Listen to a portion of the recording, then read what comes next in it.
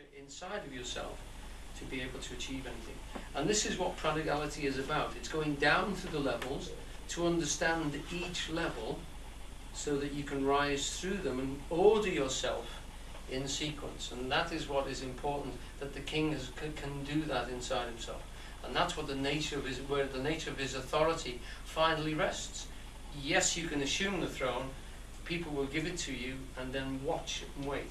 It's interesting to notice with Obama at the moment, well, not we, but the Americans have given him license. They recognized his approach and the way he spoke. Now, because he's been quiet for a long time on a lot of subjects, people are starting to get concerned. They're starting to worry about the fact that has he got the clout? Has he got the wherewithal to follow up the oration which he gave almost a year ago now, that claimed him the throne? He does seem to take his time about making decisions. Only time will tell. But people are already starting to wonder, is there somebody at the helm? We saw a lot more of previous presidents. He doesn't seem to be making edicts, he doesn't seem to be making rules and laws. He's taken a long time to decide what the policy is going to be in Afghanistan and how they're going to approach it. You know, and the army's waiting. Well, our army's waiting to make decisions based on his decisions. So it seems that there's a tremble going through. It hasn't collapsed yet, but it's people are starting to ask questions. Does he need too much time? Is he vacillating, or is he actually weighing things up? This is the process of kingship, of course. You know, we now vote our kings into power, our rulers and our authority, but we measure them so, and we've got the whole mechanism we can remove them. Right, okay. So, I'm going to lead in then, halfway down. Hal has, of course, already revealed his prodigal purpose to our privileged ears. In the midst of their preparation for a riotous escapade at Gad's Hill, these are all the companions that the young Prince Hal is hanging about with. The prince turns aside from his companions. Do we all know the story of the prodigal son? Yeah? Anybody amongst us who doesn't know the story of the prodigal son? Okay? So you know he finishes up amongst the swine with the pigs, eating the husks. Okay? That descent is supposed to be the same descent of the soul.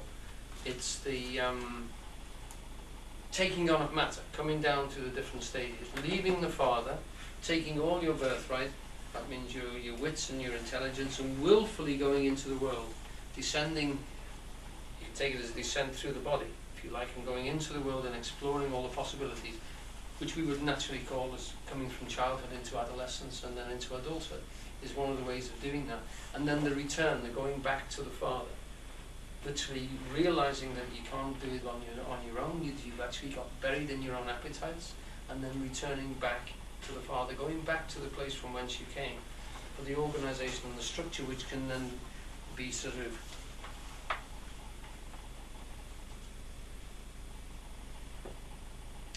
intuited in that situation. Right, now it's part of the process here that we encourage you to speak the lines, the words themselves, to actually say it, to take your breath and your larynx and involve yourself in the play. Would anybody like to read this? I know you all, and will a while uphold the yoked humour of your idleness, yet herein will I imitate the sun, who does permit the base contagious clouds to smother up his beauty from the world, that when he pleases again to be himself, being wanted, he may be more wondered at, by breaking through the foul and ugly mists of vapours that did seem to strangle him. Thank you. Very well read. With one little Freudian slip. Right. You said the yoked humour of your idleness, and it's actually the unyoked. Oh, sorry. Right, because well, no, I wouldn't mention it apart from the fact that it's a pivotal point, because what Shakespeare's getting at here is you have to yoke the beast in you. There is an animal inside of you. We have most of the processes that we have From eating to reproduction, defecation, all of these levels we share with the animals. And there is an animal inside us. Those beastly appetites are periodically in us, and they will take us over if we're not careful. And the more we submit to them, the more that they will take us over. You have to yoke yourself from idleness. You have to yoke yourself and put yourself to work until the land. No one, you know, Eugene used to say, if you don't work, if you don't use yourself, someone else will. It's quite simple, you know. And if you're asleep, that's fine. But if somebody's awake, you're in trouble. If somebody's awake, all the sleepers are in trouble. The question of assumption, if you like, of rising in the hierarchy is not a free choice in the sense that there are no losses for the sleepers. There are many losses for the sleepers. If you're asleep, then others will take advantage of you. That is the rule, and that's what happens everywhere around you. So you have to be awake. Being awake is part and parcel of the nature of being alive. And that quickness, that aliveness is what gathers you in. It's like the wise and foolish virgins, isn't it? Absolutely the wise. Yeah. Because we know not when the Master is coming. So we have to be ready. And in this particular case, we have a marvellous image of the king as the sun. Remember, he wears a crown, which is a corona. It's the same corona that we have around the sun. And it's to represent the fact that he is that light which is the symbol of authority in the universe. As far as we know, the procession of planets is all around that. That is the king, that is the linchpin of our solar system. That's the one that doles out, if you like, gives off beneficence in its daily shining. Right back to Egyptian times, we know it's been worshipped because of the health that it gives, the light that it actually provides, which is always been a metaphor for understanding and for intelligence.